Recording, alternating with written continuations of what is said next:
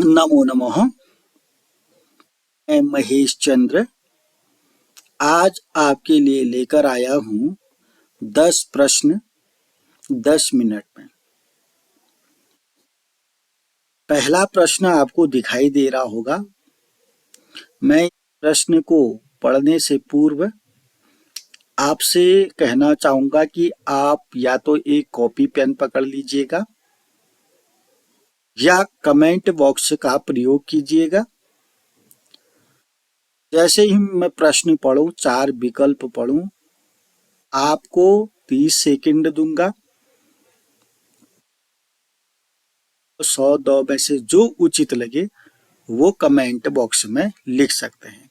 अगर आपको अ ब स द लिखने में परेशानी हो रही है तो ए ओ बी सी डी ABCD भी आप लिख सकते हैं।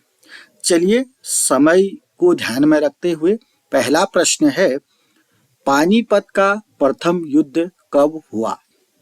पानीपत का प्रथम युद्ध कब हुआ?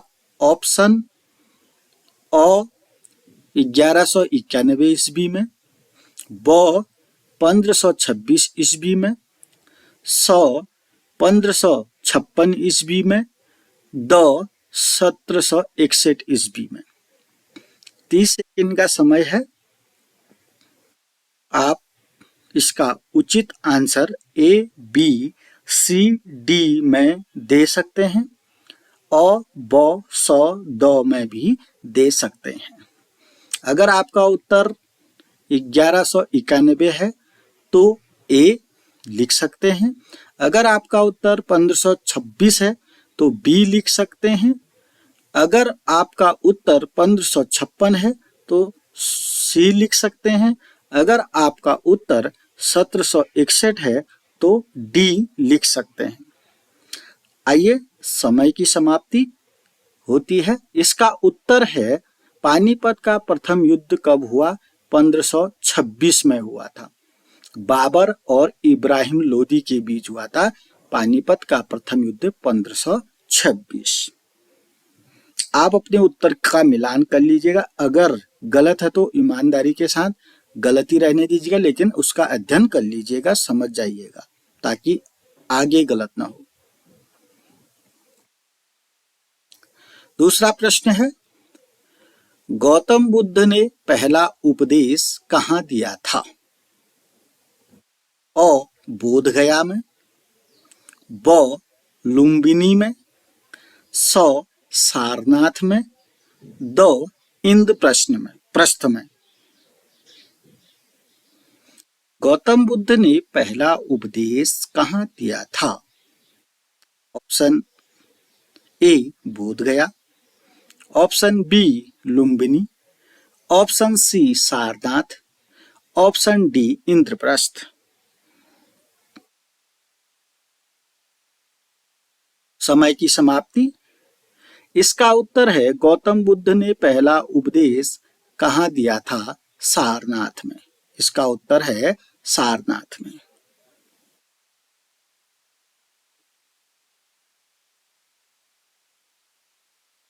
प्रश्न पढ़ने से पहले बोलना चाहूंगा कि अगर या तो आप कॉपी पेन पकड़ लीजिए, उसमें प्रश्न संख्या 3 का ABCD लिख सकते हैं, या तो आप कमेंट बॉक्स का प्रयोग करें, उसमें भी 3 का ABCD लिख सकते हैं।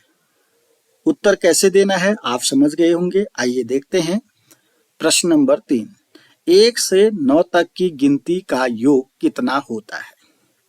हो सकता है आपको 30 सेकंड से ज्यादा समय चाहिए, मैं आपको 1 मिनट भी दे सकता हूं। आपको क्या करना है, 1 से 9 तक की गिनती का योग कितना होता है हिसाब लगा सकते हैं। कॉपी पेन होगी, वैसे भी आप दिमाग लगा सकते हैं। अ 100, ब 50, 100 48, द 45। 1 से 100 तक की गिनती का योग कितना होता है? ए 100, बी 50, सी 48, डी 45। उम्मीद करता हूं आपने उत्तर दे दिया है। इसका उत्तर है 45। अगर आप 1 से 9 तक की संख्याओं को जोड़ेंगे तो 45 उत्तर आएगा। अगला प्रश्न, चौथा प्रश्न है 1, 4, 9, 16, 25 के बाद कौन सी संख्या होगी। यहां पर कौन सी संख्या लिखी जाएगी ये आपको दिमाग लगाना है। अ 36, ब 50, 100 72, द 100। 1, 4, 9, 16, 25 के बाद यहाँ पर जो रिक्त स्थान है के बाद कौन सी संख्या होगी। ए 36, बी 50, सी 72, डी 100। उम्मीद करता हूं आपने इसका उत्तर दे दिया है। इसका उत्तर होगा 36। 1 का वर्ग 1, 2 का वर्ग 4, 3 का वर्ग 9, 4 का वर्ग 16, 5 का वर्ग 25, 6 का वर्ग 36। तो यहां पर क्या आएगा 36। प्रश्न 5 है, हिंदी वर्णमाला में वर्णों की संख्या कितनी है। अ 13, ब 33, 152, द 63। हिंदी वर्णमाला में वर्णों की संख्या कितनी है। ए 13, बी 33, सी 52, डी 63।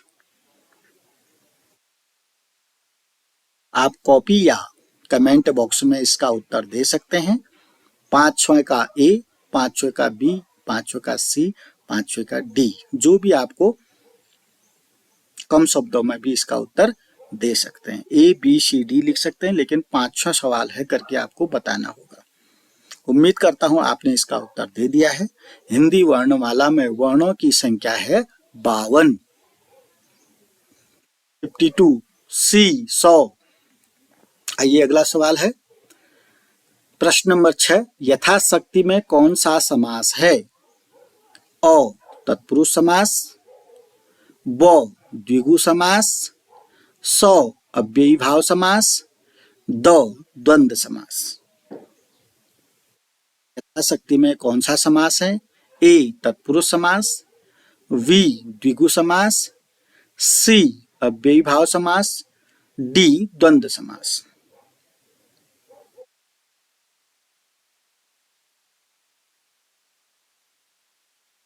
समय समाप्त। इसका उत्तर है अव्ययी भाव समास, क्योंकि यथाशक्ति शक्ति के अनुसार संस्कृत वाले हैं तो शक्तिम अनतिक्रम्य, तो यथा जो है अव्यय है, उपसर्ग है, इसलिए इसका नाम अव्ययी भाव समास है। जब समास पढ़ेंगे पहला उदाहरण यथाशक्ति ही मिलेगा, तो अव्ययी भाव समास इसमें है।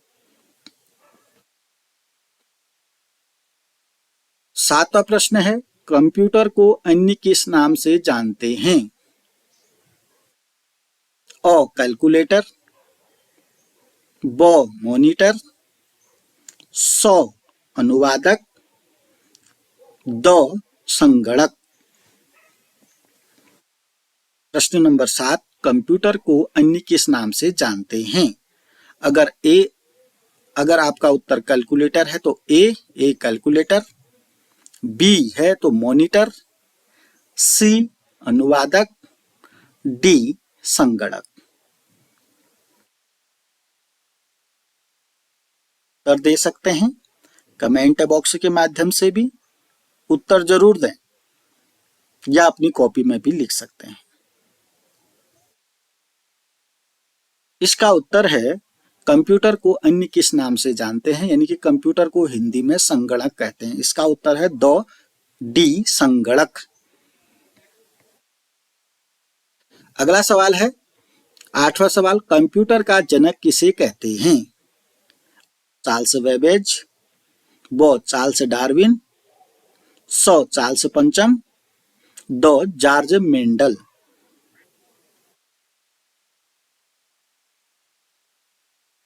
कंप्यूटर का जनक किसे कहते हैं? A Charles Babbage, B Charles Darwin, C Charles पंचम, D George Mendel. Comment box में उत्तर दे सकते हैं। 8वां सवाल नंबर डालेंगे, डैश करेंगे, ए बी सी डी में से कुछ भी लिखेंगे जो आपको इसका उचित उत्तर लगे। तो समय समाप्त होता है। कंप्यूटर का जनक चार्ल्स बेबेज को कहा जाता है। इसका उत्तर है ए या ओ, चार्ल्स बेबेज। आइए प्रश्न नंबर 9। ऋग्वेद में कितने मंडल हैं? प्रश्न नंबर 9, ऋग्वेद में कितने मंडल हैं? अ 5 मंडल, ब 7 मंडल, स 10 मंडल, द 20 मंडल। अगर आप समझ गए हैं तो उत्तर दे सकते हैं। पुनः ऋग्वेद में कितने मंडल हैं? ए 5 मंडल, बी 7 मंडल, सी 10 मंडल, डी 20 मंडल। उम्मीद करता हूं आपने इसका उत्तर दे दिया होगा। ऋग्वेद में कितने मंडल हैं? इसका उत्तर है 10 मंडल। ऋग्वेद में 10 मंडल हैं, 1028 सूक्त हैं, 10,580 मंत्र हैं। तो यहाँ पर ऋग्वेद में कितने मंडल हैं? तो 110 मंडल या सी 10 मंडल। आइए लास्ट प्रश्न, 10वां प्रश्न। 10वें प्रश्न को देखने से पहले अगर आपने मेरा चैनल सब्सक्राइब नहीं किया तो सबसे पहले सब्सक्राइब करेंगे, लाइक करेंगे, कमेंट करेंगे। 10वें प्रश्न के बाद अगर आपने कॉपी में उत्तर लिखा है, 10 में से कितने मार्क्स आपने प्राप्त किए कमेंट बॉक्स में बताएंगे। अगर आपने कमेंट बॉक्स के माध्यम से उत्तर दिए हैं तब भी आप 10 में से आपने कितने अंक प्राप्त किए वो भी कमेंट बॉक्स में बताएंगे। आइए लास्ट प्रश्न है, वनडे क्रिकेट में सबसे अधिक शतक किसके नाम हैं?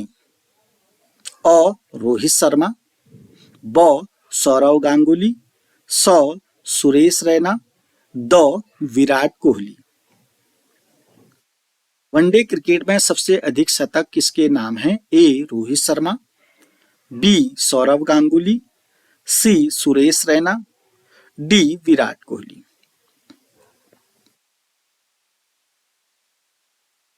आप उत्तर दे सकते हैं। समय की समाप्ति। देखते हैं इसका उत्तर क्या होगा। इसका उत्तर होगा विराट कोहली, डी विराट कोहली।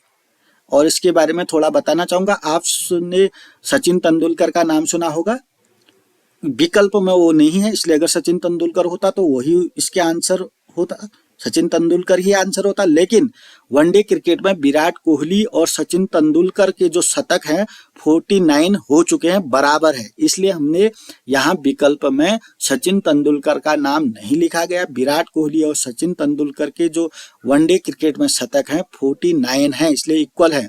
तो यहाँ पर इसका उत्तर क्या हो जाना है? विराट कोहली। धन्यवाद। चैनल को लाइक करेंगे, कमेंट करेंगे, सब्सक्राइब करेंगे और अपने दोस्तों के साथ शेयर करेंगे।